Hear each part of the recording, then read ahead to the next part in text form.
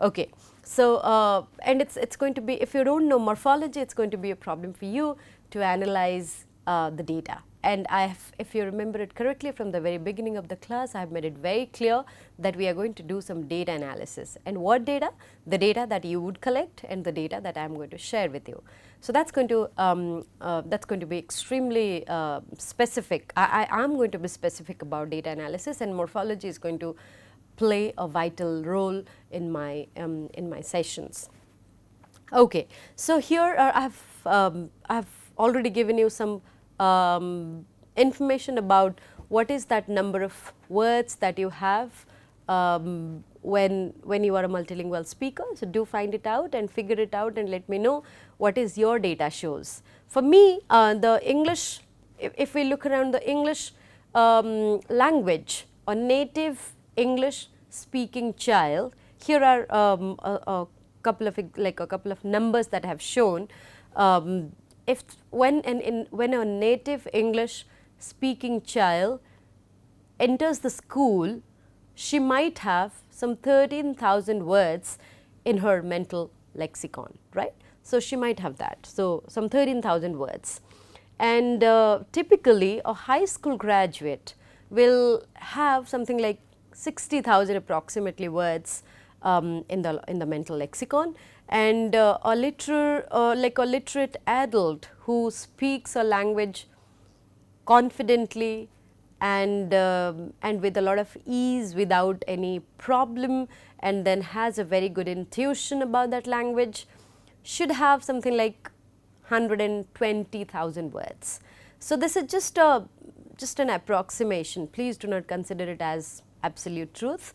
It might vary from one language to the other, from one speaker to other, but primarily, like if you look at the average data, this is how it looks. 13,000 words when the child enters the school, 60,000 words a typical high school graduate when she goes to college, and then some 120,000 words for a literate adult.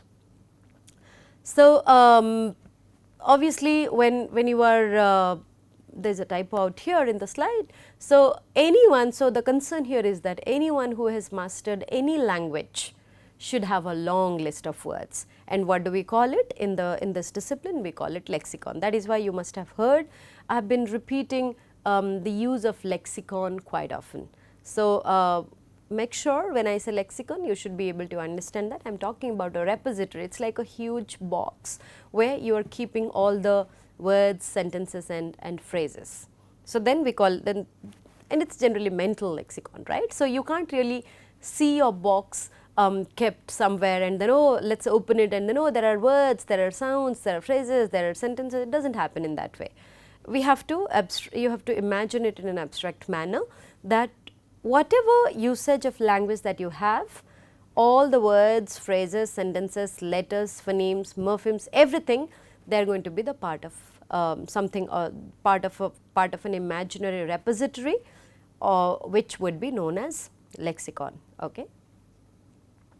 So, with this we would move to some abstract questions. So, you let's just try to summarize what we have done, or like what we have discussed until now as far as morphology is concerned. So, we started the discussion with what? First, to understand what is a word, and once we understood what is a word, we are trying to figure out, like we tried to figure out what are the additional informations related to word. So, when I say word, what does a layperson understand and what does a linguist understand? So, the linguistics understanding of word, we will take it up in a while, but the layperson's understanding of word is that it is a combination of letters that is going to give you some meanings. And then there are different kinds of words. We did discuss what is an open class word, we also discussed what is a closed class word and how the former is different from the latter, and then we also talked about some instances of open class words which bring more creativity to your speech, and how the closed class words are a bit rigid as far as their own place and their own I would say form of themselves are concerned. So, these are a few issues that we need to understand when we are talking about words. and then we also got to know what is the general statistics we might have if we are looking at a native English speaking child. So now my question for you would be, you have to think about it. I'm not going to give you this answer, so can take it as a probably as an assignment, as a formal assignment. You have to write a bit. So what do you think we know when we know a word? Let's say I learned a new word yesterday in my own language, and we might learn new words at any point of time.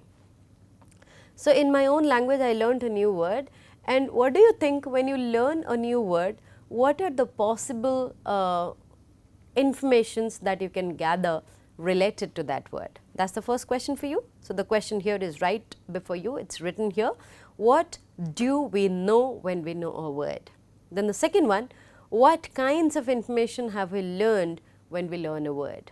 So that would give us an idea how important word is when you are trying to discuss. Okay? So let's move to the next set of information, but before that you need to remember that these are the two questions. I'll come back to you when we discuss your language or your first language. So here I am going to share what are the different informations you might have. I'll give you an example, and this will eventually help you to think about it from your own language, like from your own first language. Okay, so yes, we were talking about what kind of information do you get when you encounter a word in any given language. It's just not about English, it's about any language that you speak, any language that you encounter. But I would give you the examples from English because I have already mentioned that's the lingua franca and the medium of instruction is English. So I have listed here a few information at different levels that you see or that you encounter when you see your data or when you try to understand your data, like any kind of word that you see. The information could be related to the sound, so that's phonetic information, or you can call it phonological information. Then there is lexical structure information, so what sort of a lexical structure the particular word is. It can also give you some syntactic information. When I say syntactic information, it's about in what form it can be used in a sentence. So syntactic means it's related to sentence. Then it will also give you some semantic information. What does it mean? What sort of meanings do you infer when you see such a word? Then it will also give you some pragmatic information. So in what way this particular word has been used in the discourse. So that's also going to be a part of your pragmatic information. So these are various levels of information that you see in a given sentence, in a given word in a sentence, or for that matter, if you want to put it a context free thing. So let's start it with one example that I have given here, that is bake. So if you go to any dictionary and you try to find out the meaning of the word or the informations related to the word, you will realize that there are so much of informations mentioned in the dictionary related to a particular word. So we have the example here, that is bake. What is the spelling? The spelling is B-A-K-E, and how it is pronounced, the pronunciation is bake, and this is a verb, and since this is a verb, it might or it can take inflections like ed and inflections like ing. So when I say inflection, I am talking about morphological inflection. We will go back to it, a part of word which can be expanded. So from bake we can add ed or simple d, then it can be baked. With bake we can add ing and the word is going to be baking. So, so from this first line we realize that the phonological information is that this has a consonant beginning, the b consonant. Then there is a, which is a which would be the combination of two diphthongs over here, and it's like combination of two vowel sounds, and then we have k sound, which is a consonant. So, in this case this is the phonological information, and what is the lexical structure information does it give? Lexically, this is a verb. So, why this is a verb? Because we can add the verbal inflections like ed and ing. So, that is about lexical and phonetic information. Now, let us see what is the semantic information does it give. How, what kind of meaning do we interpret from such a construction? So, the semantic information is that the meaning of baking is mainly to cook, especially in an oven with dry heat. So, that is the etymological or the literal meaning of baking. So, you are cooking it, but how you are cooking? You are cooking it in a following a special procedure, or following a special process, and you are not using any other cooking instrument, rather you are actually cooking it in an oven. And what is it? It is cooked in dry heat. So, if you put something in water and you are cooking it, it is not going to be called as baked, it will be considered as cooked or boiled. So, to call something baking, there are two primary or two fundamentally important things needed. One is an oven, and then there is dry heat. So, that is what the semantic information we are getting from such a word called baking. And it can also have other kinds of information, or it can also have other kinds of interpretation depending on the context that has been used, or a context that has been put here. So, for example, we can also say the potter is baking pottery. So, in that case it is not baked, neither it is baked in the oven, neither it is baked in the oven, nor we are using dry heat.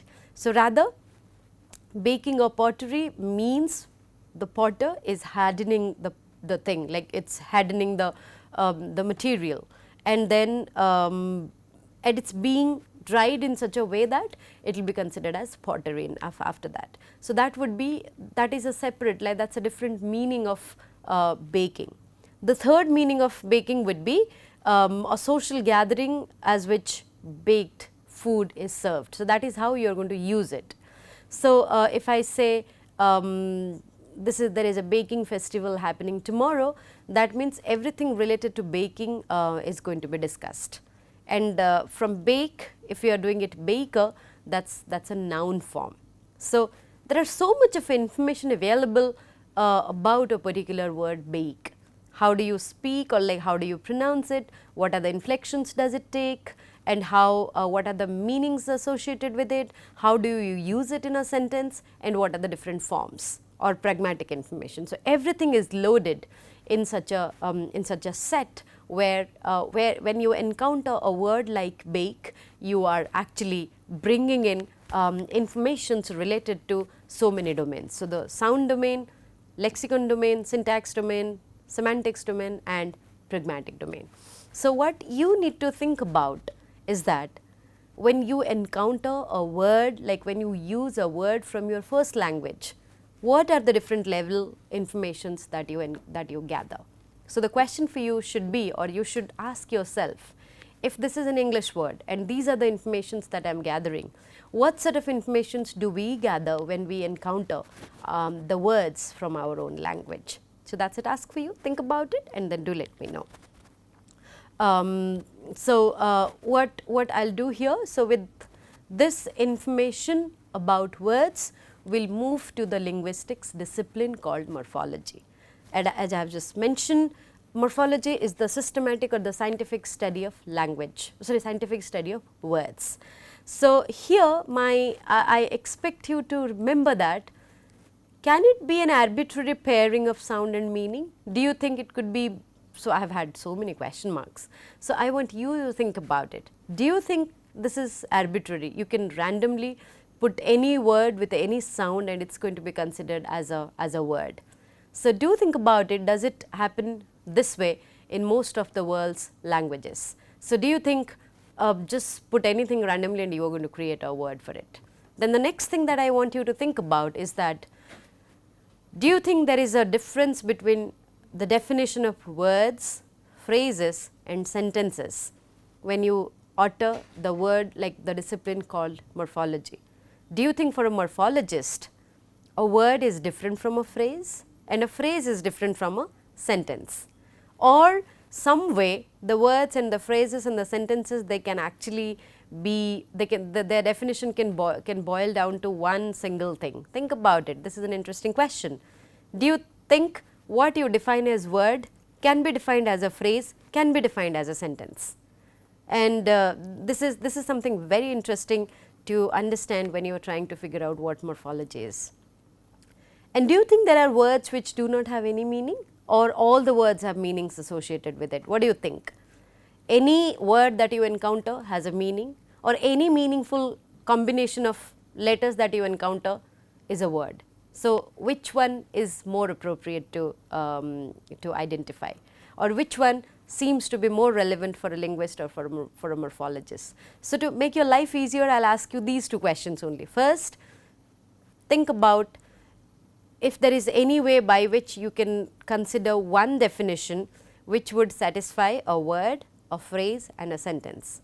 Then the second question, is there any word which do not have any meaning, or would you still call it a word? So, these are the two questions for you to take home and to think about it when you have time, given in your given language, so the language that you speak. You may also think about English, but then I do not pressurize you to think about English. If you think your own language would be more convenient for you, please go ahead and do that. So, to give you a hint or to help you out, what I have observed through my study of morphology, that not all sound sequences are words, and not all sound sequences that native speakers would identify as words have meanings. So, this has a correlation with the questions that I have asked. This is what I claim. So, but what is your opinion about it? Do you think this is the next statement that has been mentioned here sounds true, or do you think that is correct? Do you think all the sound sequences available in any given language can be considered as words? Outrightly it seems to be no, not really. You cannot randomly put the sound sequences and you call it words. I do not think so, but you think about it. What is your opinion? And then, do you think all the sound sequences that the native speakers would identify as words, if I say k, p, ch, and I as an ODI speaker, if I identify as a word, do you think it will have meaning? So, the question seems to be simple, but then when you think a little deeper, you will realize that there is more into it to think about. So, do give it a try and find out the two questions that I have asked you. And then obviously, the immediate question comes to my mind, because I am focusing a lot on the intuition. The native speakers will have intuition. That is what I have been always talking about as far as a linguist that I am, and linguistics as a discipline, we always focus on the native speaker's intuition. So, do you think a native speaker will always have an intuition to find out if something can be a word or something cannot be? So, that is what I do not remember it exactly, but then a couple of lectures back I was talking about the possible languages and then the probable languages. So, do you think the combination of words which are possible can also be probable? Or do you think, or if I put it in a separate like in a different way, do you think you as a native speaker of, let us say, English or Hindi or Marathi or Telugu will have an intuition to identify, oh listen, this this combination of letters can be considered as words in my language. So, do you have that ability to predict it accurately? And if you can predict it accurately, is there any randomness to it, or you always think that this is an organized system? That means a particular combination which would be considered as a word will always be considered as a word, and there is no way by which some other speakers of your community are not going to recognize it as a word. So, it is not that easy as a question, but then do think about the possible combinations of words that you have in your mind when you use your own language, and try to find out if you have that ability to predict this combination has the potential to be a word and this combination does not have a potential to be a word. So, think about all these questions that I asked, and then we will talk about morphology in more detail in the next section. Thank you.